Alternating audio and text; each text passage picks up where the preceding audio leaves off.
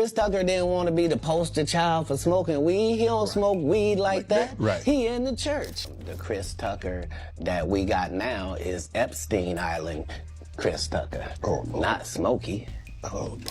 You knew Jeffrey Epstein, didn't you? Yeah, I did. We flew Bill Clinton and a lot of different, that was a humanitarian trip to Africa. Since Chris Tucker's name appeared in some recently discovered documents connected to that island, Katt Williams is attacking him once more. As some of you are likely aware, Chris has been talking a lot lately about his faith and how it caused him to step back from Hollywood. Due to the profanity and marijuana, he reportedly declined a $10 million role in the Friday film. However, Katt is implying something more profound. That Chris might be concealing something more underneath his religious beliefs. And unless there's a reason no one is discussing, why would a professional at the top of their game make decisions that simply don't add up? Well, let's dissect it. Remember last year on Club Shay when Katt Williams called out Chris Tucker at random?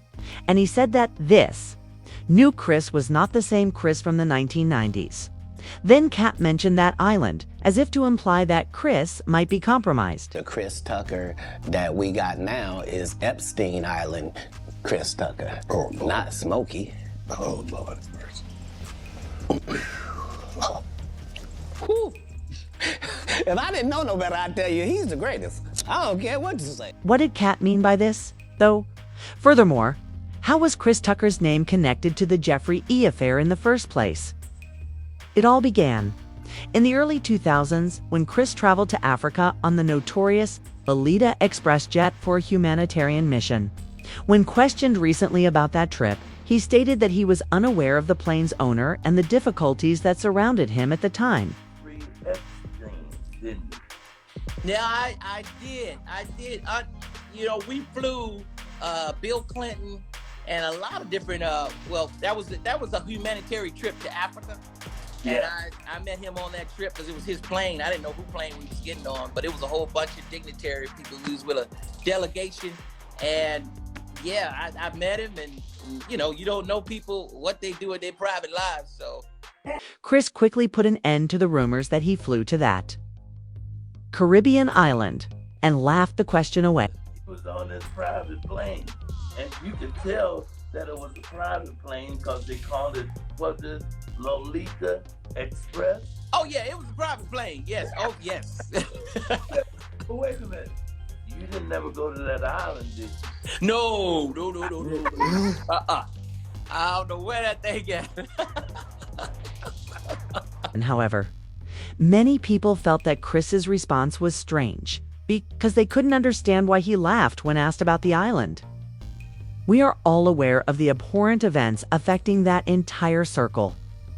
It seemed strange that he made a joke about it. Now, as stated on page 6, Chris and other individuals visited AIDS Project locations in South Africa for a week in 2002 as part of that humanitarian tour. This is where things get shady. Later, Shantae Davies, one of the flight's female crew members, told a narrative of a traumatic event that occurred on the aircraft in a documentary. The Sun then received pictures of Chris that were taken during that humanitarian trip to Africa, after Shantae told him about flying with Chris and others on that trip. In the meantime, this image of Chris standing next to Jojo Fontanaya, Jeffrey's longtime cleaner, has only begun to circulate on social media. Although Chris Tucker has not been charged with any involvement in this case, his association with that contentious group certainly raises concerns, because it is unclear how so many well-known celebrities came to be in the same vicinity at the same time that severe crimes were being committed. Should we assume that none of them were aware of what was happening? Fans have differing opinions about this. Some suspect that Chris may have been more involved than he has ever acknowledged, while others are dubious and believe that Chris may have been too afraid to speak out about what he witnessed on that trip. However, this is where things become complicated, become even more captivating.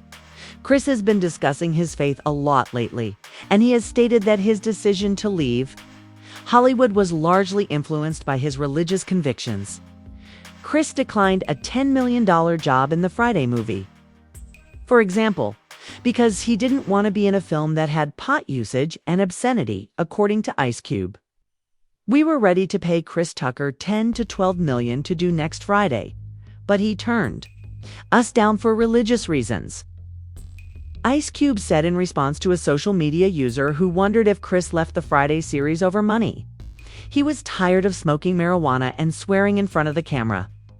Additionally, Chris has been more outspoken about his spiritual development, discussing how his faith has aided in his personal and professional growth. I always knew God had his hands on my life, even though, and he showed me my purpose. Yeah, man, it just, God just, was opening doors, closing doors. But now as a man, my spirituality really helps me maneuver through life in a huge way, man. Think big decisions I have to make, challenges to go through. I have a foundation that I put it in God's hand. I don't try to do everything myself. This is where it becomes complex, though. Critics and some admirers are beginning to question whether Chris is hiding behind his religion. Is his faith truly being embraced? Or is he concealing it to deflect criticism of his previous connections to all those dubious individuals? It sounded like Katt Williams was making fun of the Chris he knew in the first Friday movie by saying that he wasn't the same person anymore, suggesting that this new religious Chris was the same Chris who visited that island. Chris has yet to reply to Katt. Additionally, it appears that he has no desire to become embroiled in any industry turmoil. However, the true query is, did Chris leave from the industry because he's attempting to separate himself from all the negativity and is sincerely on this spiritual journey? Or is he evading responsibility by using religion as a convenient excuse? Some admirers, on the one hand, think Chris might have just seen too much in Hollywood, and possibly even during that flight. Chris may not have engaged in any wrongdoing, but he was shaken by what he saw. The individuals, the parties, and the blackmail. It might have been sufficient to cause him to wish to sever all connections. I think Chris, one admirer said, he acknowledged that he was on a flight for what he believed to be humanitarian activity when he discovered that the man was a PDF file. Chris doesn't seem to like that, and nothing in his past suggests that he is at fault. And another person said honestly, him knowing about the island would explain his absence from the silver screen for so many years. The man chose to remain silent in order to avoid being capped because he was disgusted with Hollywood, in the same way that Danny Masterson caused Tori Grace to leave that 70s show. And that would account for Chris's strong religious leanings. Perhaps religion was the only way for him to distance himself from that industry's evil, and he just didn't want to be pulled into it. I admire the fact that you're living your life right and setting a good example, and you go to church a lot. Oh man, every Sunday, every chance I get, man. You live in LA, I'm young, I'm black, I'm rich. I gotta have God on my side, man. The devil want me, man. Yes, but you do, right? You go with your family. You have a church here that you go to? Yeah, I go to church, man. You should come with me, man. You gotta come You with don't me. want me to go to that. Come on, George. One Sunday, man. You can blend in. You look black already, man. Come on. I heard you was black. However, the opposite is also true. Many people believe that Katt Williams was implying that Chris might not have been an innocent bystander, but rather someone who joined the wrong crowd, became contaminated, and is currently hiding behind religion to avoid scrutiny. A screenshot from the Notorious Black Book was posted by a user on X who claimed that it demonstrated that Katt was correct and that Chris had actually visited that island in addition to flying on that plane. After that, someone else brought up the fact that Katt had also stated that Michael Jackson's name appeared in those unprotected documents, indicating that there must have been boys there as well. There isn't another reason why Michael Jackson would have appeared, and now I'm staring at Chris. Because they were such close friends, Tucker is amusing. We haven't seen Chris in a committed relationship with a woman since his marriage ended suddenly. It raises questions about his true inclination. Thus, you have two distinct perspectives on the same story. Either Chris was complicit and is now using religion as a cover, or he saw something horrible and pulled aside to protect himself. Let me know what you think now. Did Chris choose to leave the industry and turn to faith because he witnessed something that made him feel extremely afraid? Or do you believe that he is lying about that humanitarian trip? Don't forget to watch the following video and leave a comment below.